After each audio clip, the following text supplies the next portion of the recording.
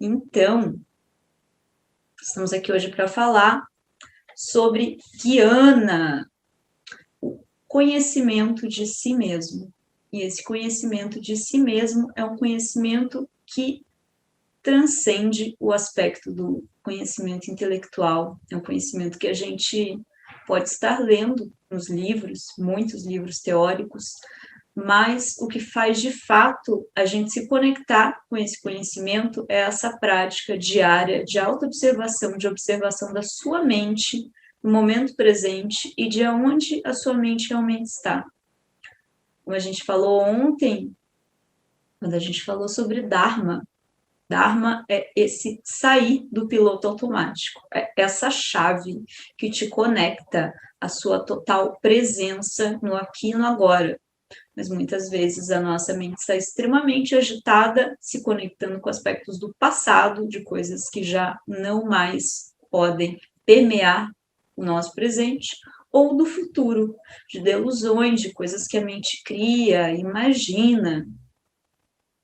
Então, só fazendo essa colocação, não é que a gente não possa pensar no futuro, que a gente não possa planejar. A questão é, quando a mente está ansiosa pelo momento futuro, ela saiu do momento presente.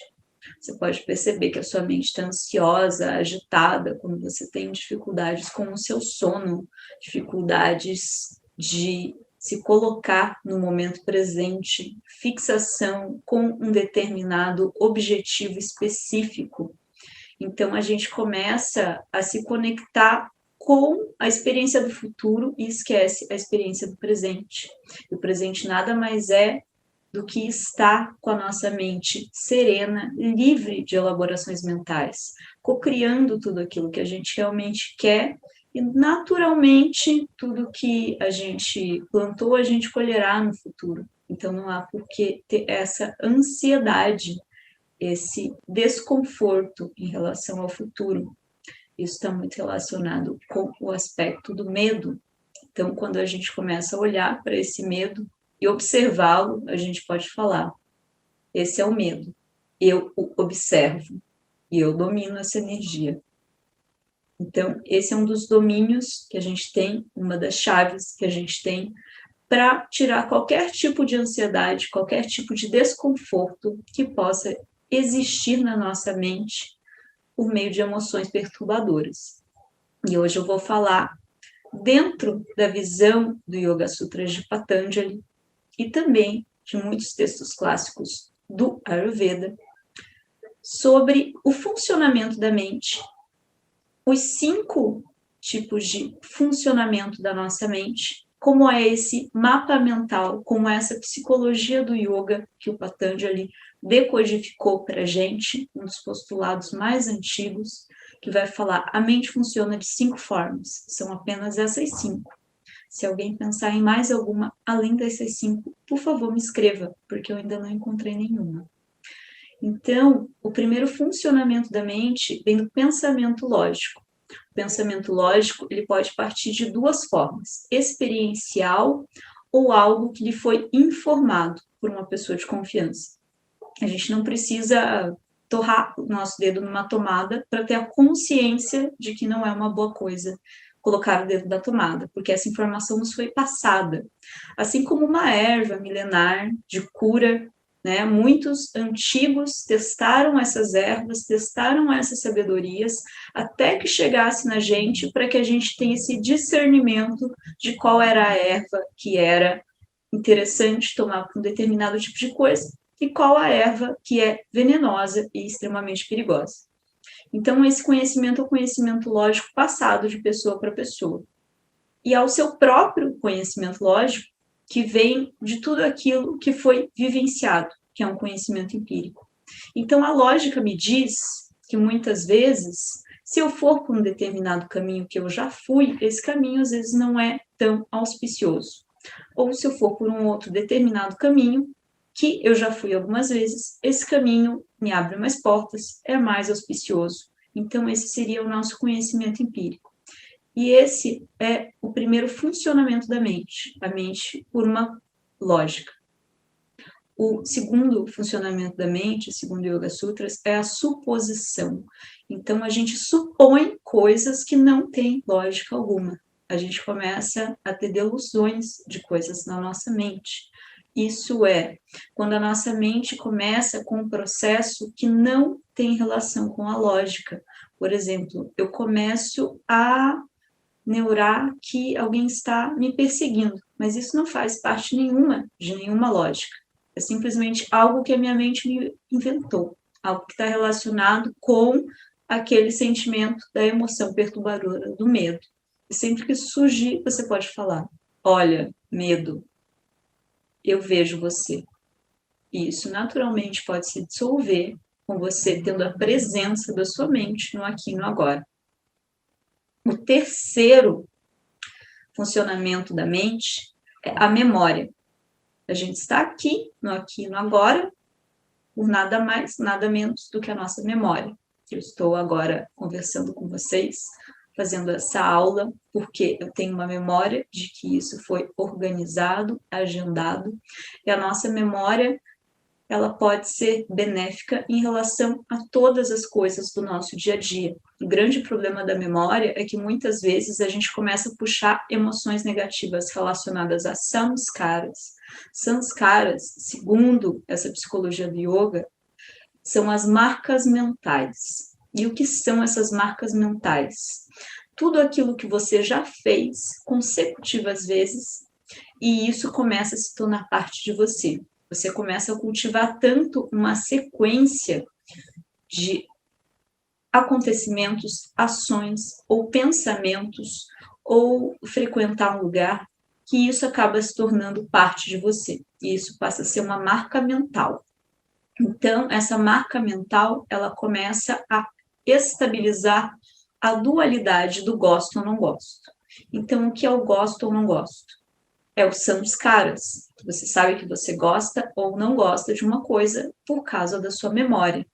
E tudo aquilo que você gosta, você segue fazendo. E tudo aquilo que você não gosta, você tenta evitar.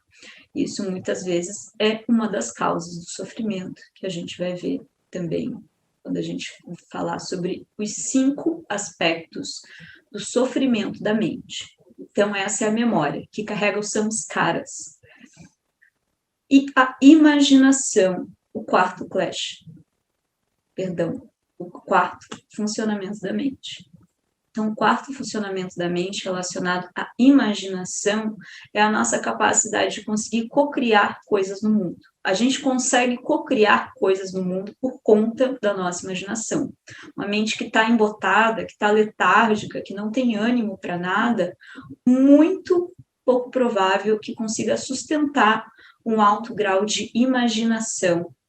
Muitas vezes as pessoas que se conectam com uma profissão que exige muita imaginação, com profissões criativas, elas têm um alto grau de atividade mental, elas precisam externalizar isso para fora de algum jeito.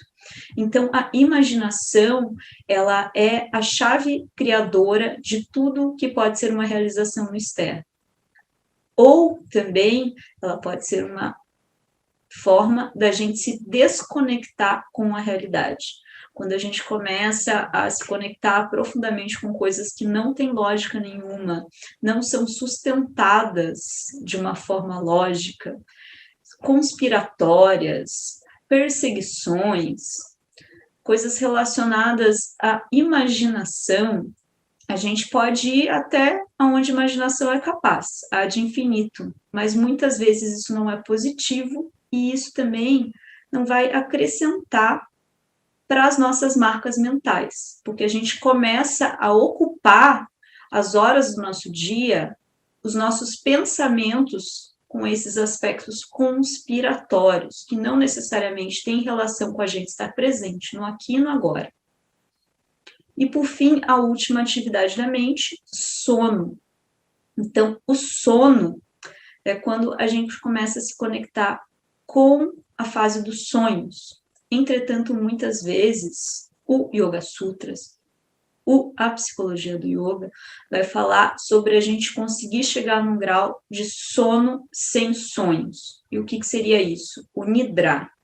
O Nidra é quando você está totalmente relaxado, totalmente sereno, descansado, normalmente em Shavasana, na posição deitado, né, dormindo, mas você está com a sua mente totalmente consciente.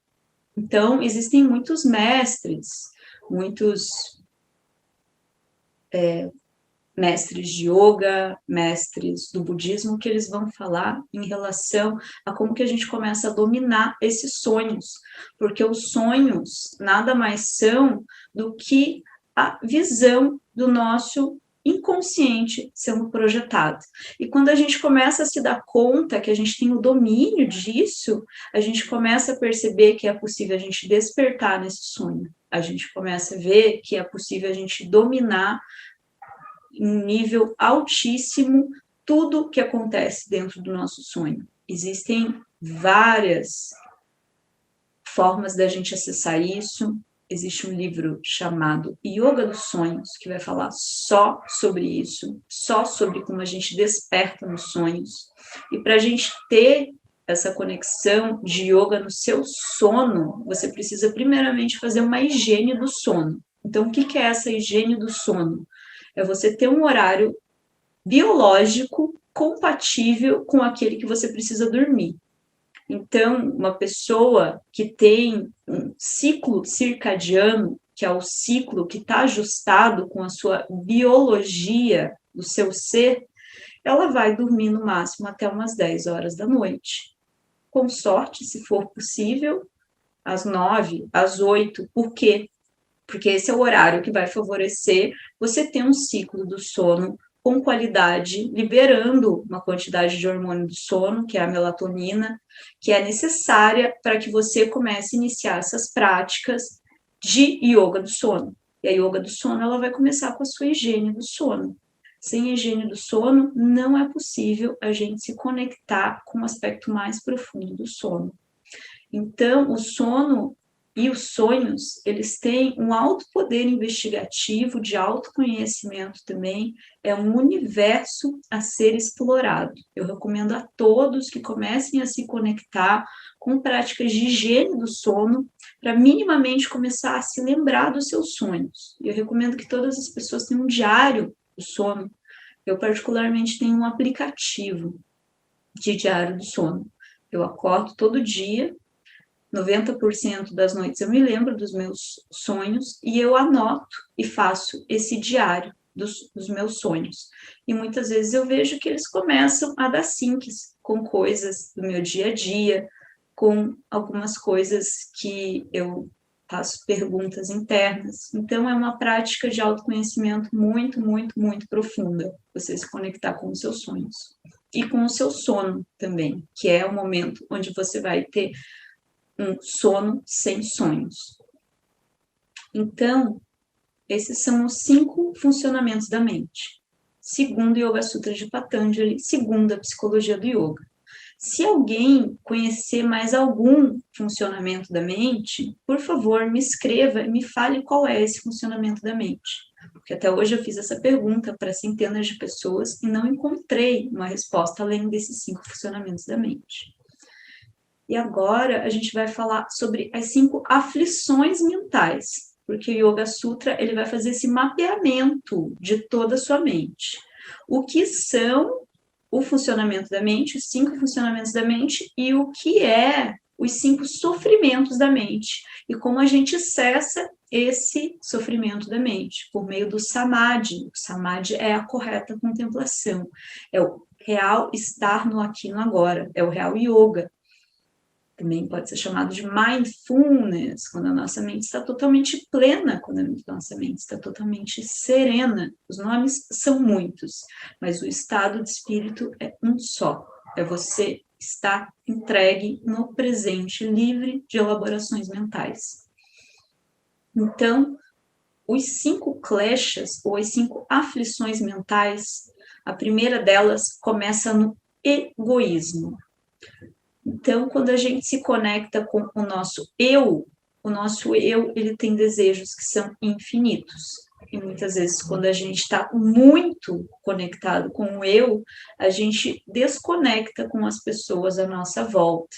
E isso começa a gerar um desequilíbrio natural, onde muitas vezes as relações não são saudáveis, elas não têm trocas, ou a gente pode começar com um processo também de desequilíbrio emocional em relação ao outro, com algum tipo de abuso, com uma falta de liberdade, de tolir o direito do outro. Então, quando a gente está nessa não visão, a gente está gerando esse sofrimento, a gente está gerando sofrimento para o outro e, naturalmente, esse sofrimento vai reverberar na gente, porque a gente não é desconectado do outro.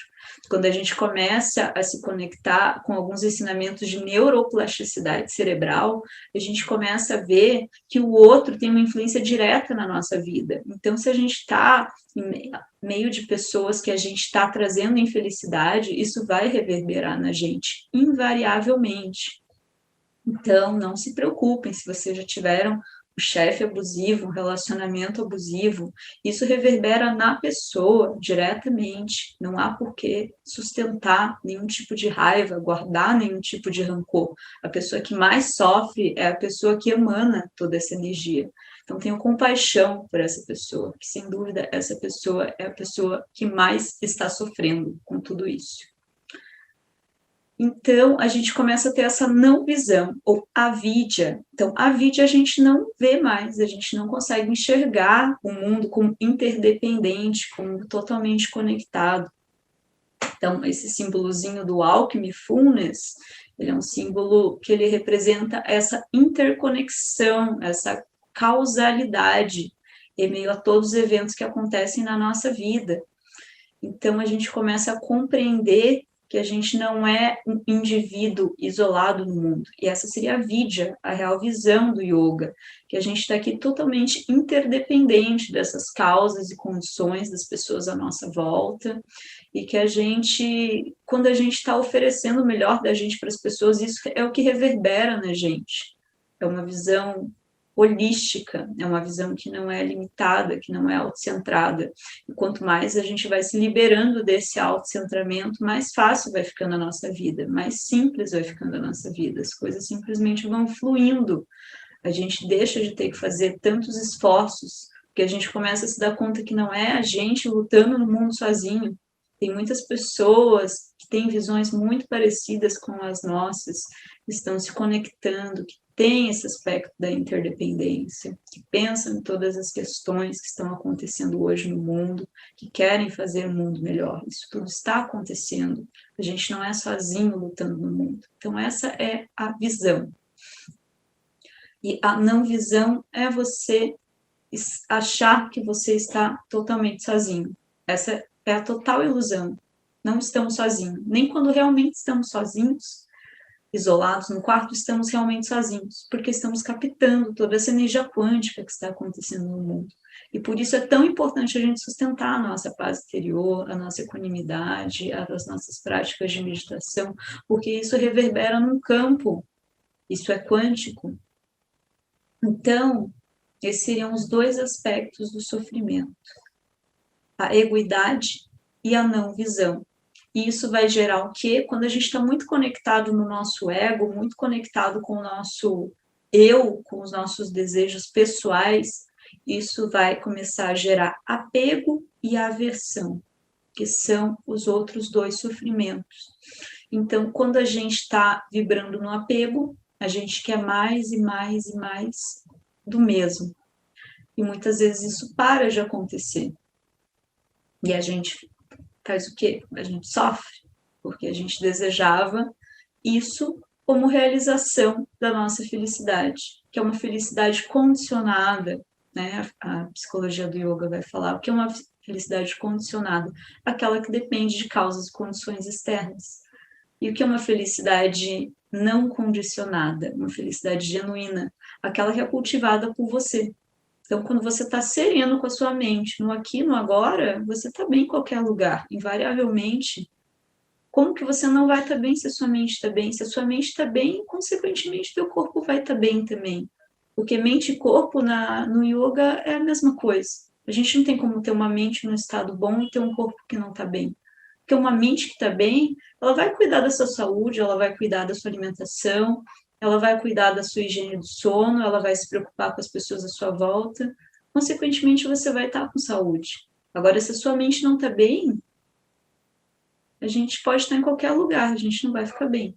Então, não tem nada mais importante que cuidar dessa mente, que cuidar da limpeza dessa mente por meio da meditação.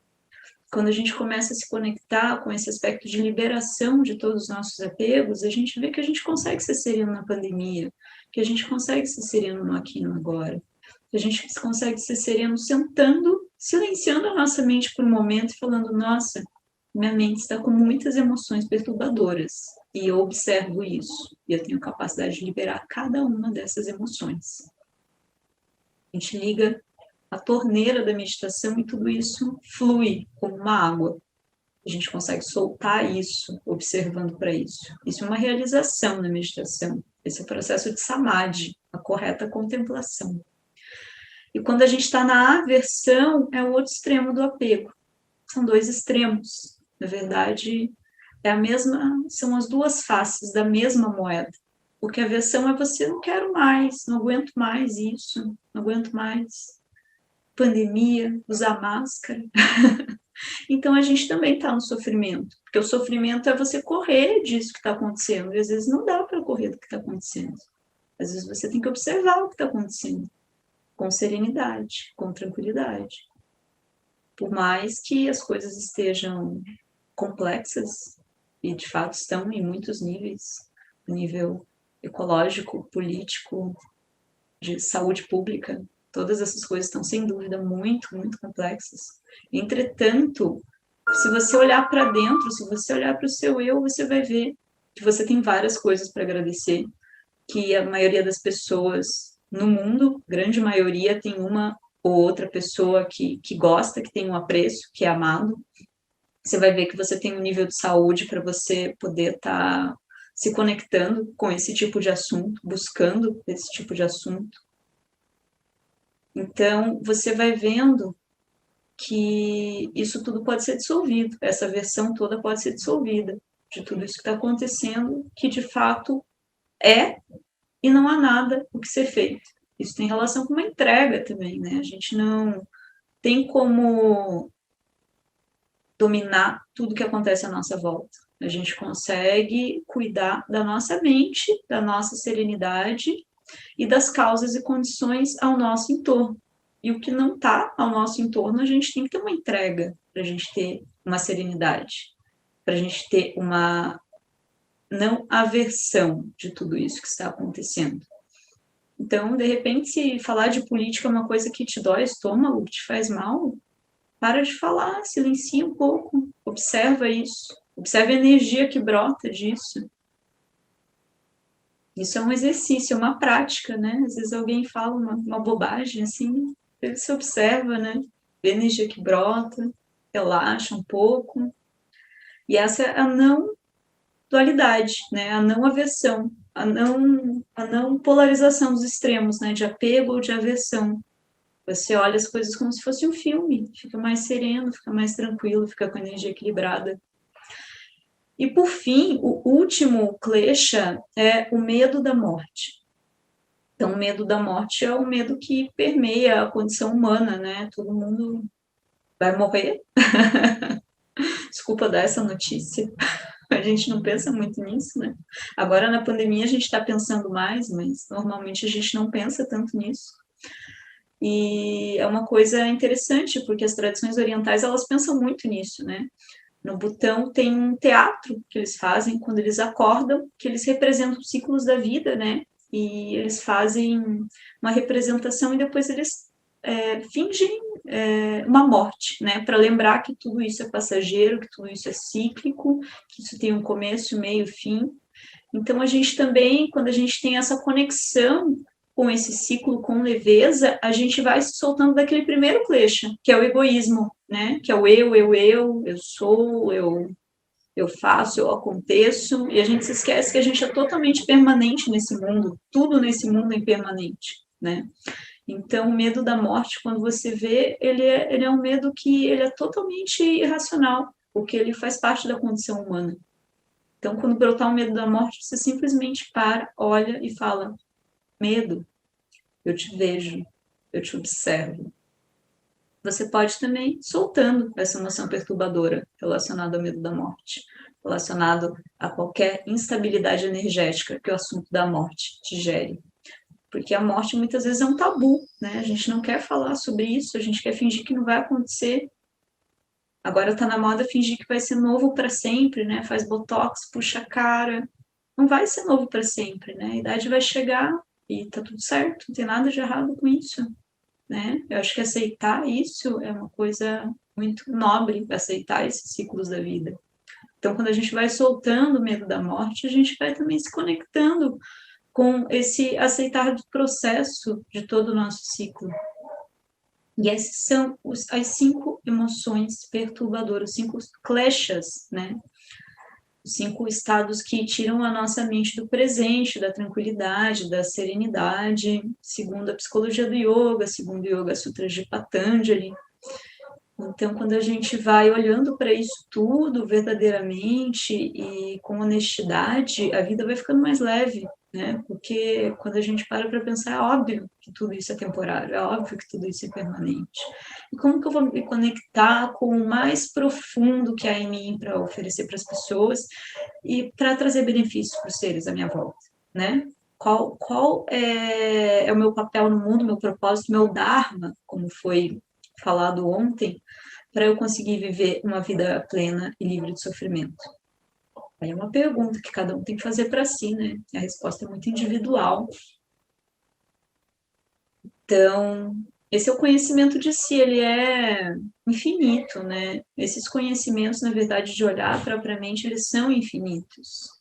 E a prática de meditação formal, e quando eu digo formal, muitas vezes a gente, né, sobe uma montanha ou vai para algum lugar que você fica mais sozinho, fica que nem um pensador, né? Fica pensando em vários assuntos da vida, filosofando nisso, naquilo, suas visões do mundo. Mas, para além disso, existe um silenciar da mente. O que é esse silenciar da mente? Para de pensar um pouco, né? Silencia um pouco isso tudo. O que vai aparecer quando você começar a silenciar isso tudo? Quando você não ser arrastado por esses pensamentos. Quando os pensamentos surgirem, você soltar. Eles vão surgir, você vai soltar. Essa é a prática. Os pensamentos surgem e você solta. Quando você faz isso por 10 minutos por dia, a tua mente, invariavelmente, ela vai mudar. Ela vai ter uma neuroplasticidade cerebral, onde você vai conseguir ser mais sereno e ter mais paz de espírito, independente de eventos externos. E quando eu digo independente de eventos externos, não é que a gente não quer que o externo fique legal, que a gente não quer ajeitar o externo. Claro, todo mundo tem as suas aspirações, os seus desejos para o que pode ser feito no externo. Mas a questão é, quando você entra num ponto onde o externo não é tão controlável, e muitas vezes ele não é, como por exemplo na pandemia, como por exemplo em alguma situação crítica do karma coletivo, a gente consegue ter serenidade. Então a gente está cultivando toda essa mente saudável para que a gente consiga sustentar um corpo saudável, para que a gente consiga emanar e ter realizações que realmente vão além do nosso ego, que vão além dos nossos desejos pessoais. E, consequentemente, além também da dualidade de apego e aversão. Então, é isso. Eu espero que faça sentido para vocês. E se não fizer, também compartilhem aqui. Eu acho que nada disso que você falou faz sentido nenhum. Tá tudo bem, tá tudo certo. Fica mais divertido ainda porque a gente discute, né? E eu acho que isso tudo só se torna rico quando existe uma troca profunda, né? E a troca profunda muitas vezes é a gente estar colocando isso na nossa vida e ver se funciona ou não, né? Testem isso tudo, testem a psicologia do yoga, testem a meditação, testem os asanas, vejam se funciona para a vida de vocês, se realmente vai trazer mais serenidade, mais tranquilidade, porque para mim eu trouxe muito. Eu comecei a praticar 20 anos atrás e ultimamente muito agitada, muito inconstante, e fazia terapia na época, inclusive, e eu senti que o yoga ele trazia uma paz de espírito que é um pouco diferente, assim, dessa troca, né, do eu. A terapia foi muito importante para mim, assim, foi muito especial, mas o yoga, em especial, ele traz uma consciência muito profunda, corpo-mente, e a meditação é parte do yoga, né, para quem se conecta com esse yoga dos asanas, yoga, asana é yoga também, mas não tem yoga sem a meditação. Então, o yoga real, ele tem necessariamente que ter uma prática de contemplação da mente, da análise da nossa mente, né? Porque é uma prática integral de corpo, mente e energia. Então, é isso. Gratidão pelas escutas. Então, eu convido todo mundo a fechar os olhos por um momento, se colocar numa postura bem estável, bem confortável. Observa como que está a tua energia nesse momento. Faz respirações profundas, se colocando totalmente no presente, no aqui e no agora. Inspira, exala. O passado já cessou, o futuro ainda não surgiu. Depois a sua mente no aqui e no agora, como consciência vazia, totalmente desperta. A gente pode encerrar, então, a nossa prática com um OM. OM é o som de expansão de universo, que representa o som da expansão da nossa consciência. A gente pode colocar as mãos a Jali Mudra. Jali Mudra é o mudra da nossa conexão com o nosso eu mais elevado, com o nosso eu supremo, conexão da fonte primordial. Inspiramos.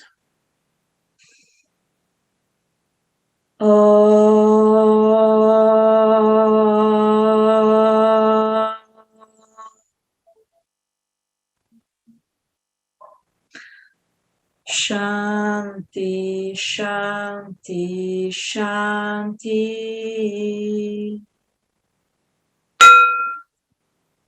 Gratidão pela escuta de vocês. Espero que todos tenham uma noite iluminada, abençoada, cheia de saúde e paz, que nós possamos levar benefícios para todos os seres à nossa volta.